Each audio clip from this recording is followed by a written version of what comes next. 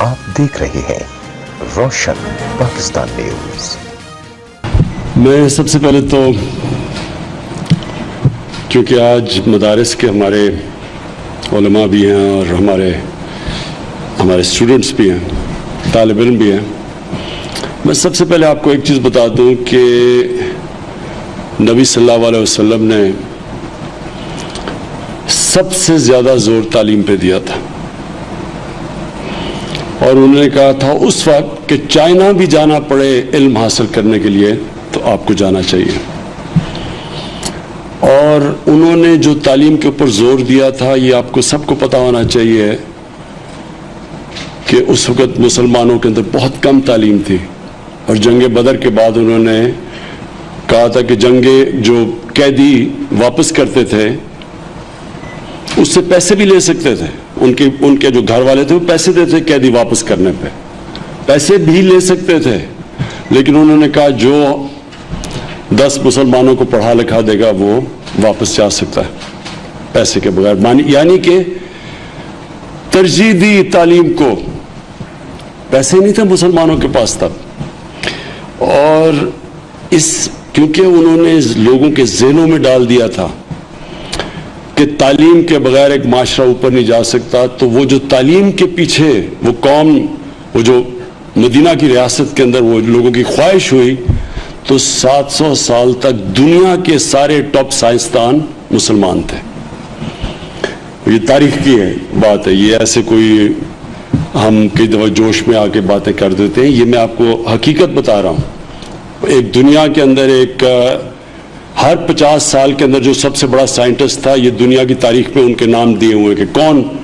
ہر 50 سال میں سب سے بڑا سائنٹسٹ کون تھا، تو 700 سال تک سارے ٹاپ سائنٹسٹ مسلمان تھے۔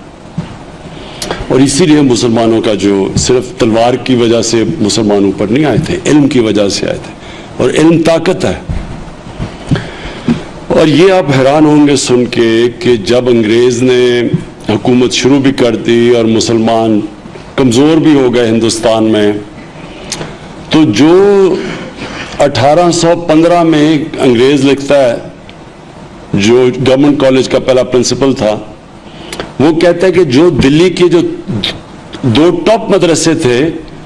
ان کی سٹینڈرڈ جو اس وقت دلی کالج انگریزوں نے بنایا تھا اس سے زیادہ اوپر تھی، اور ان مدرسوں کی سٹینڈرڈ آکسفورڈ کیمبرج کے مقابلے میں تھی۔ تو انگریزوں نے کیا کہ مدرسوں کے جو وقف ہوتا تھا، جس سے وہ پیسے دیتے تھے بڑے بڑے عالموں کو تاکہ بڑے زبردست ٹیچر ہوتے تھے مدرسوں کے، اس لیے تو سٹینڈرڈ اوپر تھی، انگریزوں نے وقف سارے قابو کر لیے اور تنخواہ کے اوپر لگا دیا، اور تنخواہیں اپنے کالج والے ٹیچرز کو زیادہ دے دی جو انگریزی پڑھاتے تھے، اور آہستہ آہستہ آہستہ جو پیسہ تھا جس میں مدرسے کے عالم جاتے تھے ان کا پیسہ کم کر دیا۔ تو اس نے بڑے سوچ سمجھ کے مسلمانوں کا تعلیم کا نظام ختم کیا تھا۔ جب تعلیم ختم ہوئی تو مسلمان نیچے گئے۔ تو جو میں آج میں مبارک دینا چاہتا ہوں شفقت آپ کو، کہ ہم نے یہ فیصلہ کیا ہے کہ یہ جو انگریز کا بنایا ہوا تعلیمی نظام تھا جس نے طبقے پیدا کیے، ایک اس نے چھوٹا سا کلاس بنا دی انگریزی بولنے والے انگلش میڈیم اسکولوں کا،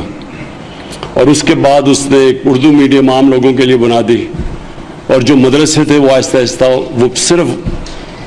جو سب سے کمزور طبقہ تھا ملک میں، ایک ایسا تاثر گیا کہ صرف وہی جاتے ہیں مدرسوں میں۔ اور ہم نے یہ فیصلہ کیا تھا ہماری جب گورنمنٹ آئی کہ بہت بڑی ناانصافی ہے کہ ایک طرف ہم اردو میڈیم ہیں، ایک طرف دینی مدرسے ہیں، اور ایک چھوٹی سی تھوڑے سے لوگ انگلش میڈیم، ایک ہی ملک میں 3 قوموں کا مختلف سلیبس چل رہا ہے۔